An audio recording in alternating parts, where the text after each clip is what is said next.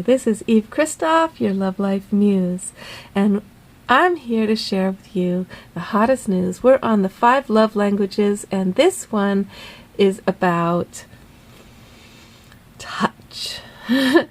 Now, most men, if you ask them what their 5 languages are, they'll say touch. Always they'll say touch because they love sex. But that's not the same thing as your love language. Women love sex too. They love touch too. Everybody needs touch. Everybody needs all of the languages, really. But when touch is your language, it doesn't mean that you just get to be touched and you feel loved. It also means that you touch others. When you touch, you have a magic. You have a medicine. Your touch is versatile. It's got subtlety. It's got a language to it. So I have a friend who is an amazing contact improv dancer. And when he dances with anybody, including men, there's this feeling of falling into your body with him. Like you feel your body so lusciously the way he dances.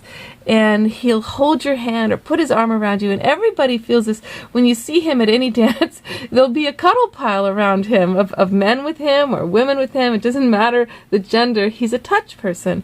And some cultures have a stronger language. One of these languages will be more in a culture. For example, Brazil is much more touchy.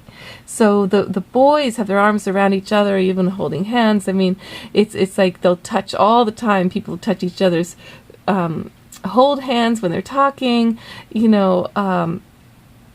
whereas maybe what's another culture where it's very flowery in terms of words? Perhaps a Latin culture is very much more about the word flowers, like the incredible poetry that comes out of, say, Peru.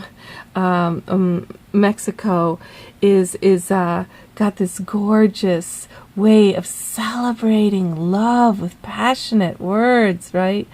So with a touch person, you can be doing so many things for them. You can be cleaning their house and paying their bills. You can be telling them they're beautiful and you love them. And there's this forlorn look. They're just like, yeah, but none of it really matters because you don't touch me. You don't hold me. You don't kiss me. You don't caress me. And it doesn't mean like... And so some of the people who, when we don't have touch as our language necessarily, we're like, okay, I'll hold your hand, but we have a dead hand. There's no language in it. So if it's the person's language, you need to learn their language. You need to become versatile in your touching. Are you caressing?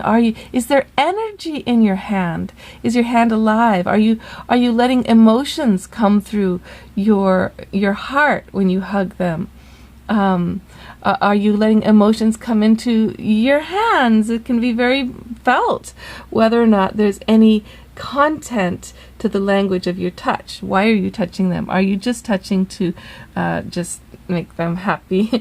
So exciting, isn't it, to imagine that love is a language in the realm of touch that can be learned. And when I dance with this friend of mine, I always feel like, whoa, this is a universe he's in. It's all just touch, touch, touch, touch. And where it goes through the dancing is fascinating. Like, can I even keep up? Can I keep going there? Because it's a new language for me half the time. It is a major language for him. He's been practicing the art of all different ways of touch, and some people are massage artists whose language are touch, and they will have an ability as a masseuse way different than somebody who just gets their license because it's a good way to make money. And then you just kind of deal with what they do when you get a massage from them. It's kind of, whereas the person with the language, you feel like all the tissues within your body, different layers of you are being touched. Their heart is in their hands.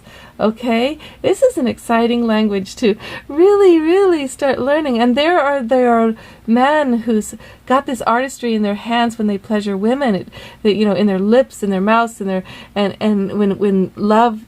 When touch is the language as a lover that a lover has, they have way more of an advantage over people who haven't learned the magic art of touch. Okay, so there we go. Thank you very much. We're on to the next love language.